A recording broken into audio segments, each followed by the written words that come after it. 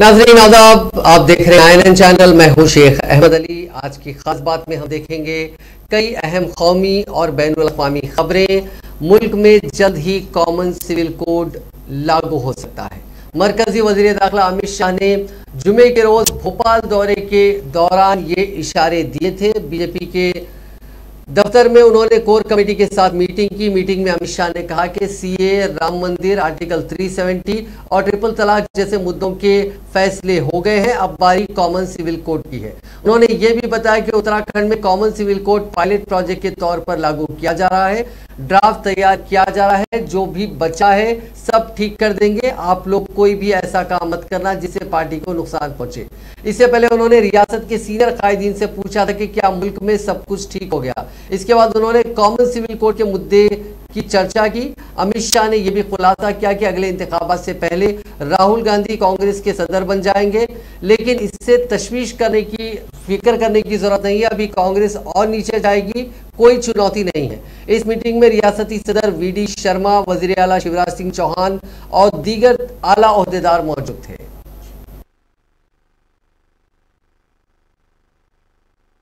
यहाँ पर वन समितियों में कास्ट और बांस की लाभांश की 55 करोड़ की राशि आज वितरित की गई।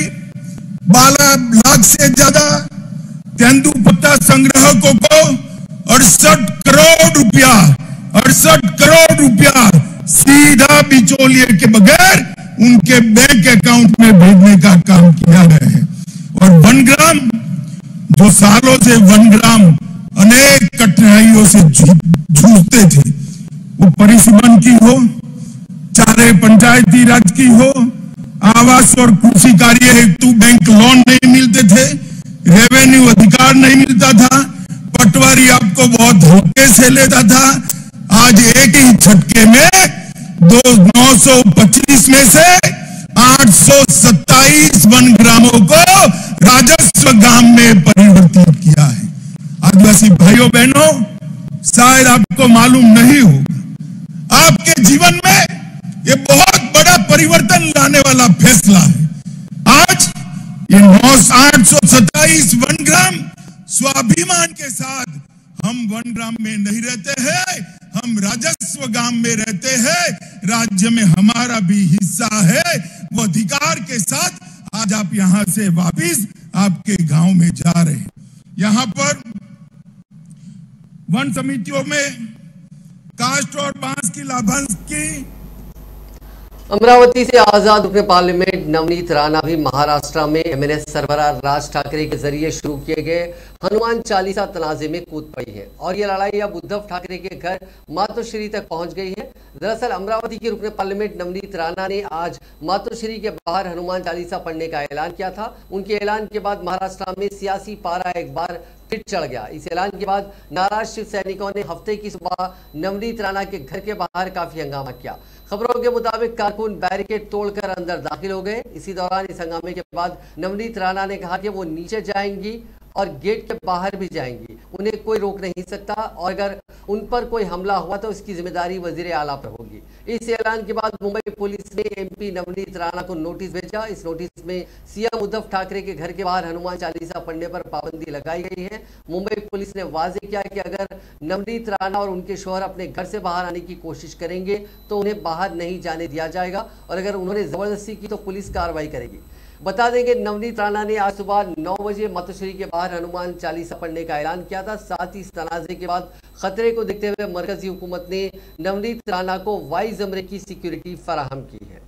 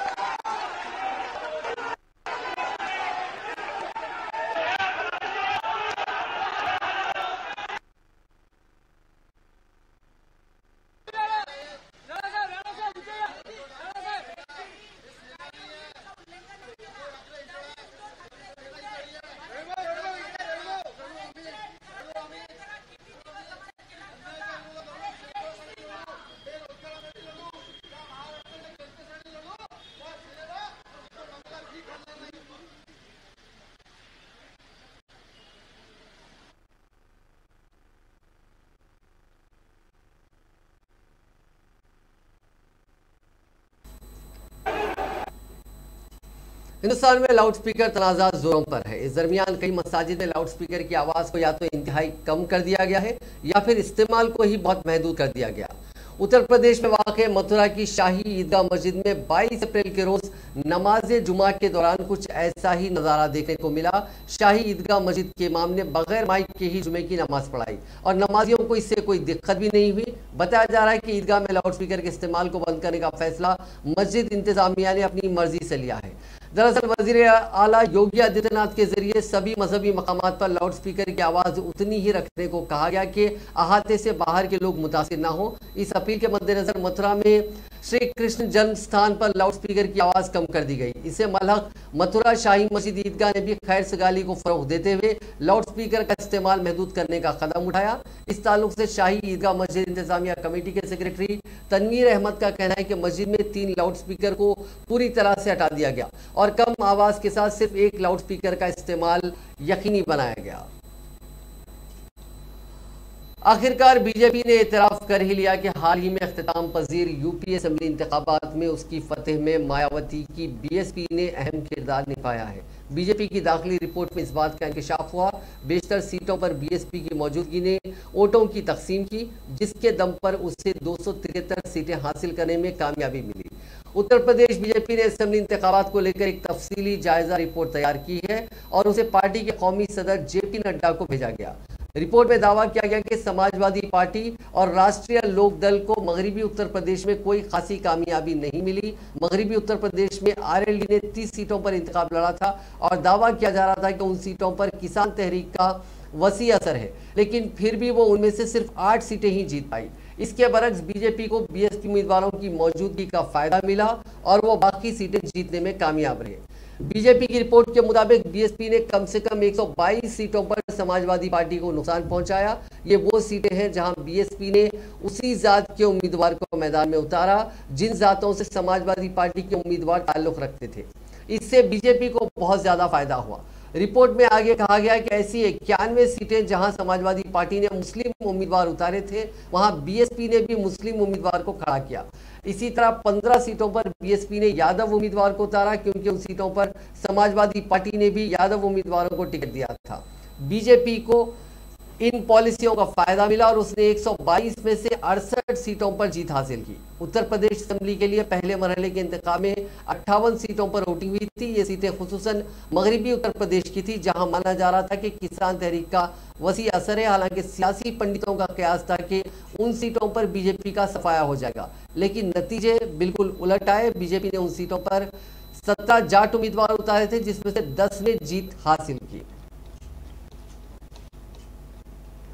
वज़ीर आज़म नरेंद्र मोदी इतवार के रोज जम्मू कश्मीर का दौरा करेंगे और वहां यौम कौमी पंचायती राज पर सांबा जिले के पुली ग्राम पंचायत से मुल्क की तमाम ग्राम सभा से खिताब करने के साथ ही 20,000 करोड़ रुपए के मुख्तलिफ प्रोजेक्टों का संग बुनियाद भी रखेंगे। अगस्त 2019 में आइन के आर्टिकल 370 को रद्द करने और आर्टिकल 370 और 35A को रद्द करने के बाद मोदी पहली बार जम्मू कश्मीर का दौरा कर रहे हैं। लेफ्टिनेंट गवर्नर मनोज सिन्हा उनका इस्तकबाल करेंगे। वज़ीर आज़म 9.25 किलोमीटर तवील बानहा खाजी गुंड रोड सुरंग का इफ्तिताह करेंगे, जिससे जम्मू और श्रीनगर के दरमियान फासला 16 किलोमीटर कम हो जाएगा और सफर में तकरीबन 1.5 घंटे की बचत होगी।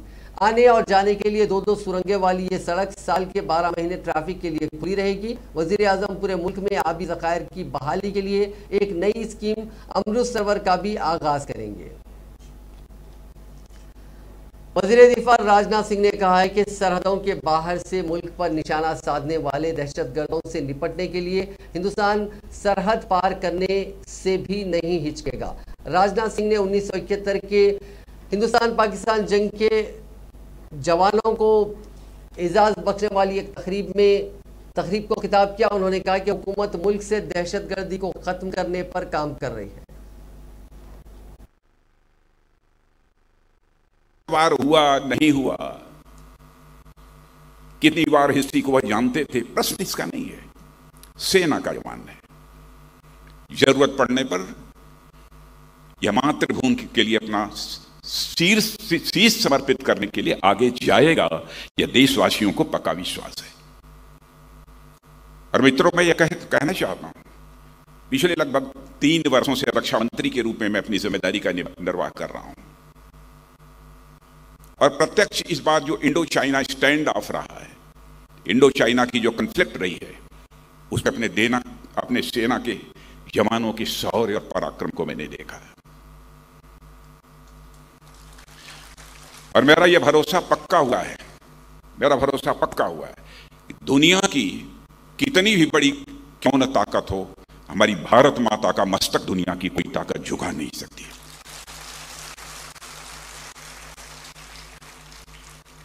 डेमोक्रेसी में विरोधी दल भी होते हैं। मैं सभी विरोधी दलों पर कोई आरोप नहीं लगाना चाहता, लेकिन कुछ लोग ऐसे होते हैं जब कभी कुछ ऐसी बातें बोल देते हैं जिससे लगता है कि कहीं न कहीं हमारे देश की सेना के जवानों के शौर्य और पराक्रम को छोटा करके देखने की कोशिश की जा रही है, तो उसमें सदमा पहुंचता है, ठेस पहुंचती है। मैं गवाह हूं इस बात का, रक्षा मंत्री होने के नाते मैं कहना चाहता हूं, आर्मी चीफ बराबर हमारी बात होती रही है, तीनों हमारे सर्विसेज के चीफ से हमारी लगातार बातचीत होती रही है। क्या डेवलपमेंट चल रहे हैं सीमा के ऊपर, एक एक चीज की जानकारी मुझे प्रतिदिन होती थी। मुझे जो कहना चाहिए मैं कहता था, उन्हें जो करना चाहिए वह करते थे। लेकिन इतना मैं देशवासियों से कहना चाहता हूं फोरम से कि हमारे देश की सेना के जवानों ने, तीनों सर्विसेज के जवानों ने हमारे भारत माता का मस्तक ऊंचा किया है।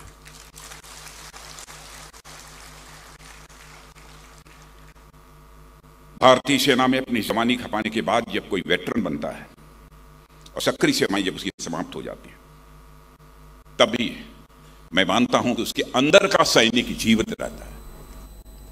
वज़ीर खजाना निर्मला सीतारमण ने हफ्ते को वाशिंगटन में कहा कि हिंदुस्तान की इक्तिसादी तरक्की इस साल मजबूत है और हिंदुस्तान बड़ी मईशतों में सबसे तेजी से तरक्की करने वाला मुल्क है। सीतारमण ने कहा कि यह हिंदुस्तानी मईशतों की मजबूती और मुल्क की माशी हालत में अच्छी बेहतरी की अक्कासी करता है।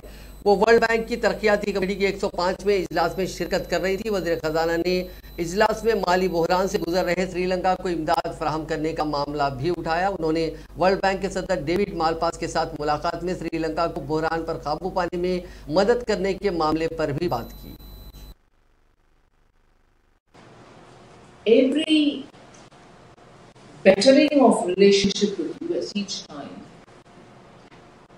this recognition that there is a friend there, but the friend's geographical location has got to be understood, and a friend cannot be weakened for any reason. And a geographical appreciation of where we are located, with the northern borders being under tension even despite COVID, the western border constantly at odds, and sometimes even the equipments given to meet the terrorist issues in Afghanistan being diverted to hit at us. These are developments nobody can have an alternative. It's not as if India has a choice to relocate itself. These are the border, the location that we are. I remember Vajpayee ji. मरकजी वजीर finance Nirmala Sitharaman और आलमी bank group के सदर David Malpass ने कोविड-19 वबा से हिंदुस्तान की मुसलसिल बाजियाबी, आलमी मईशत और खुसूसी तौर पर हिंदुस्तान पर रूस यूक्रेन जंग का असर, मईशत और WBG का किरदार, कर्ज लेने की वाहिद और दीगर मुल्कों से गारंटी के इम्कान की तलाश, हिंदुस्तान की G20 सदारत और CD के जाने के बाद हिंदुस्तान में आलमी बैंक की क़यादत वगैरह पर तबादला ख्याल किया। आलमी बैंक और बैनुल अक़वामी मालियाती फ़ंड की मीटिंग में हिस्सा लेने के लिए अमेरिका के सफ़र पर गई सीतारमण ने आज एक मीटिंग में बातचीत की। उन्होंने कहा कि हिंदुस्तान के ज़रिए वबा के मुकाबले में ज़िंदगी और ज़रिए माश को बचाने के दोहरे अहदाफ पर तवज्जो मरकूज़ की गई है। हिंदुस्तान दुनिया का दूसरा सबसे बड़ा टीकाकारी प्रोग्राम कामयाबी के साथ चला रहा है, जिसमें 1.85 अरब से ज्यादा कोविड से बचाव की खुराक दी जा चुकी है। बिहार ने अमित शाह की मौजूदगी में 77,700 तिरंगे फहराकर पाकिस्तान का रिकॉर्ड तोड़ दिया है। स्वतंत्रता संग्राम के जंग आज़ादी के एक सिपाही बाबू वीर कुंवर सिंह के विजय उत्सव पर भोजपुर के जगदीशपुर में ये रिकॉर्ड बनाया गया। इससे पहले रिकॉर्ड पाकिस्तान के नाम था। इस प्रोग्राम में 5 मिनट तक झंडा फहराया गया। अमित शाह ने अपनी तकरीर की शुरुआत भारत माता की जय से की। उन्होंने जगदीशपुर की जमीन को युग पुरुषों की धरती बताते हुए कहा कि हेलीकॉप्टर से मैंने देखा कि यहाँ से 5-5 किलोमीटर तक लोगों के हाथ में तिरंगा है। उन्होंने कहा कि इस प्रोग्राम में मौजूद सभी लोगों का उन्होंने शुक्रिया अदा किया। लोग उसको श्रद्धांजलि देने के लिए इस चिल्लाती धूप में आए। मैं मेरे भाषण के अंत में सुभद्रा चौहान के सन 57 के लिखे गए काव्य को मैं जरूर 4 पंक्ति पढ़ना चाहूंगा। सुभद्रा चौहान ने कहा है, इस स्वतंत्रता महायुद्ध में कई वीरवर आए काम, नाना धंधुपत तांतिया चतुर अजीमुल्ला सरनाम, अहमद शाह ठाकुर कुंवर सिंह और सैनिक अभिराम, भारत के इतिहास गगन में अमर रहेंगे इसके नाम। मित्रों, कुंवर सिंह बाबू ने इतिहास ने जो न्याय किया होगा, आज भी 150-200 साल के आसपास होने को आए, आज जो जनता में उनके लिए भाव है वो देखकर। मध्य प्रदेश के वज़ीर आला शिवराज सिंह चौहान ने आज वज़ीर आज़म नरेंद्र मोदी से मुलाकात के बाद कहा कि 9 जनवरी को इंदौर में प्रवासी भारतीय सम्मेलन का इनेकाद किया जाएगा। इसके साथ उन्होंने बताया कि कुछ सरकारी स्कीमों में अब रियासत में ई-रुपी का इस्तेमाल किया जाएगा। मीडिया के साथ बातचीत करते हुए चौहान ने कहा कि उन्होंने वज़ीर आज़म को रियासत में चल रहे अवामी बहबूद के कामों के बारे में वाकिफ कराया। उन्होंने बताया कि उन्होंने वज़ीर आज़म से दरख्वास्त की कि वो इस बार मध्य प्रदेश में प्रवासी भारतीय दिवस का एहतमाम करें। इसी सिलसिले में प्रवासी भारतीय सम्मेलन 9 जनवरी को इंदौर में मुनक्किद होगा। इससे पहले 7 और 8 को इन्वेस्टर समिट कराई जाएगी। किया जाए तो 9 जनवरी को मध्य प्रदेश में इंदौर में प्रवासी भारतीय दिवस का आयोजन होगा और उसके पहले 7 और 8 को इन्वेस्टर समिट मध्य प्रदेश में होगी। मैंने प्रधानमंत्री जी को निमंत्रण दिया कि उज्जैन में महाकाल महाराज की नगरी है, महाकाल महाराज के मंदिर का परिसर बन के तैयार है। ये अपने आप में अद्भुत है। इस परिसर में रुद्रसागर सरोवर, शिव स्तंभ, सप्तऋषि स्थल, कमल कुंड, त्रिपुरासुर वध, नवग्रह वाटिका उनके हाथों से संपन्न हो। और मुझे प्रसन्नता है कि प्रधानमंत्री जी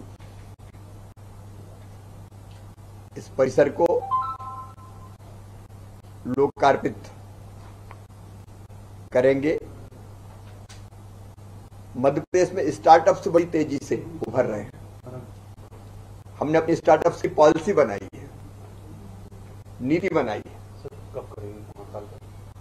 जून में, तिथि अभी तय होगी, जून में करेंगे। स्टार्टअप्स की हमारी पॉलिसी बनी हुई है, उसको हम लॉन्च करना चाहते हैं। उसके लिए भी मैंने समय मांगा, तो मई में वो समय भी हमको वर्चुअली जुड़ने का प्रधानमंत्री जी से मिलेगा।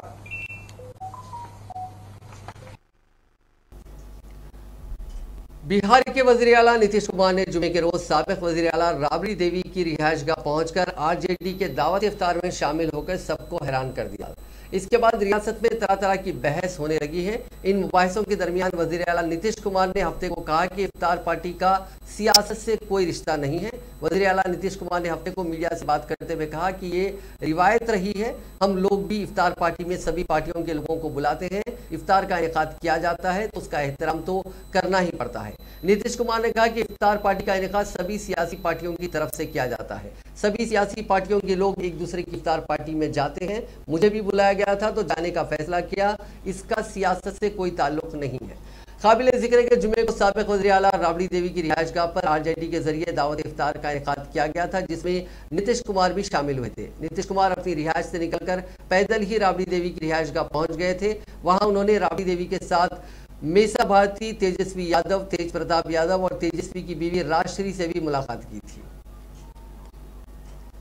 कांग्रेस लीडर राहुल गांधी ने एक बार फिर मोदी हुकूमत को उनकी पॉलिसियों की वजह से तनकीद का निशाना बनाया। इस बार राहुल गांधी ने बेतहाशा बढ़ती महंगाई के दरमियान घटते एफडी शरह पर मरकज की मोदी हुकूमत पर हमला किया। उन्होंने कहा कि वज़ीर आज़म नरेंद्र मोदी के मास्टर स्ट्रोक ने आपकी मेहनत की कमाई को तबाह कर दिया। अपने ट्वीट में राहुल गांधी ने लिखा कि महंगाई की शरह 6.95% यानी 6.95% हो गई है, जबकि एफडी शरह घटते घटते 5% पर आ गई है।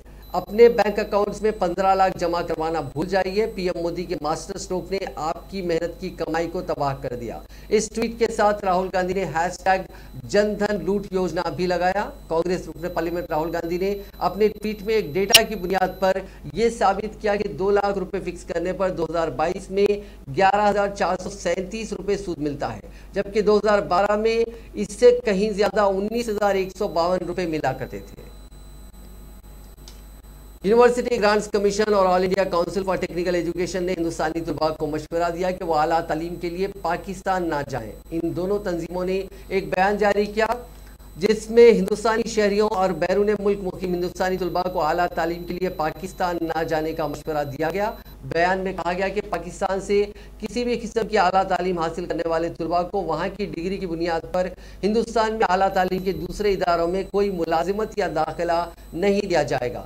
तंजीमों ने वाजे किया कि हिंदुस्तानी शरीयत हासिल करने वाले बेघर अफराद और उनके बच्चे पाकिस्तान में हासिल की गई तालीम की बुनियाद पर हिंदुस्तान में मुलाजिमत हासिल करने के अहल होंगे, लेकिन इसके लिए उन्हें मरकजी वजारत दाखिला से सिक्योरिटी से मुताल्लिक मंजूरी हासिल करना जरूरी होगा।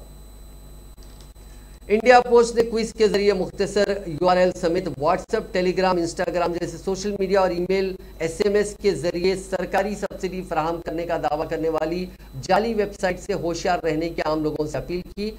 आज जारी एक बयान में महकमे डाक ने कहा कि हम मुल्क के शहरियों को मुतल्ला करना चाहते हैं कि इंडिया पोस्ट सर्वे वगैरह की बुनियाद पर सब्सिडी, बोनस या इनामात के ऐलान जैसी किसी सरगर्मी में शामिल नहीं है। इस तरह की इत्तला या पैगाम या ईमेल मौसूल करने वाले लोगों से दरख्वास्त की जाती है कि वो इस तरह के जाली पैगाम पर यकीन ना करें और इसका जवाब ना दें या कोई जाती तफसीलात शेयर ना करें। मुंबई के जवहरी बाजार में एक सराफा कारोबारी के घर इनकम टैक्स डिपार्टमेंट ने छापेमारी की। इस दौरान 9 करोड़ रुपए से ज्यादा कैश और 19 किलो चांदी जब्त की गई। GST डिपार्टमेंट की रिपोर्ट के बाद इनकम टैक्स डिपार्टमेंट ने यह कार्रवाई की। खास बात यह है कि रकम और सिल्वर को फर्श दीवारों के अंदर छिपा कर रखा गया था। टीम ने जब फर्श की टाइल को हटाया तो उसमें से 9 करोड़ 78 लाख रुपए की नकदी और लगभग 13 लाख रुपए की 19 किलो चांदी की ईंटें बरामद हुई। फर्श के नीचे 35 स्क्वायर फुट की कैविटी बनी हुई थी। हालांकि जिस घर से ये बरामदगी हुई उसके मालिक और खानदान के दीगर अरकान ने इन पैसों को अपना मानने से इनकार कर दिया। इस वजह से GST डिपार्टमेंट ने उस जगह को सील कर दिया और इनकम टैक्स डिपार्टमेंट को इन फैक्ट से वाकिफ करवाया गया।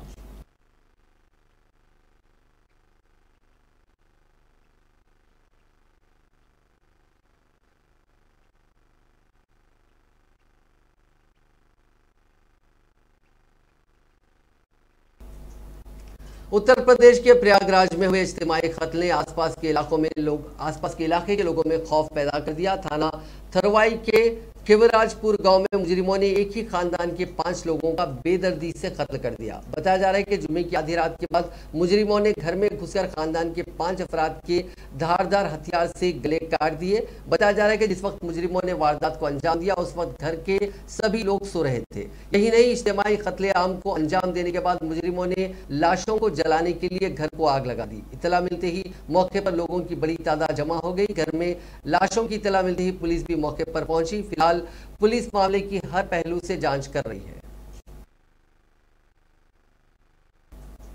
नाजरीन, आज की खास बात में बस इतना ही। आपसे कल मुलाकात होगी नई खबरों के साथ। फिलहाल दीजिए इजाजत। खुदा हाफिज।